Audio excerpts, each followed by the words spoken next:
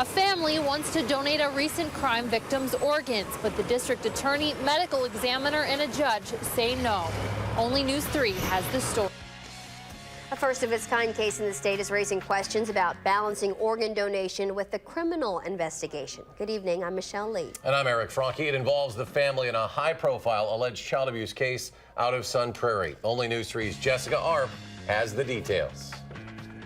On October 22nd, 5-year-old Brayden Turnbill was brought here to UW Hospital. Court documents say he had injuries to his head and chest as his condition deteriorated rapidly. Family members tell us they consented to donate his organs, but that donation never happened.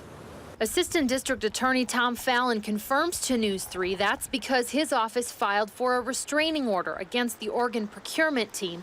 UW doctors seen here in the operating room on an unrelated case.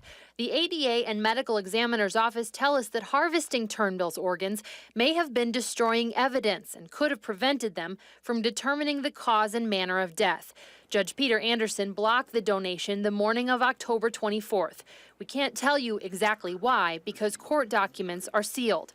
Rock County's acting coroner Lou Smith, who wasn't involved in this case, says the judgment call is a balancing act. We speak for the dead. We speak for the people that can no longer speak for themselves.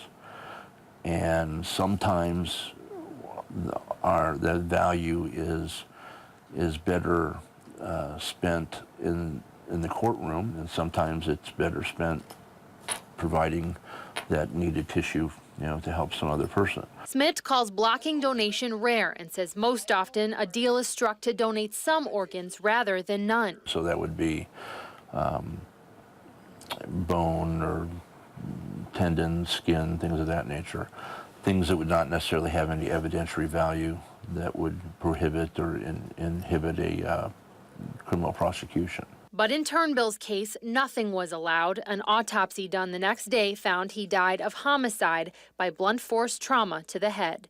Brayden Turnbill's parents, Anthony and Shannon Turnbill, were told both consented to the organ donation. Family members tell us they were hurt, upset, and even devastated that the organ donation was not allowed to go forward.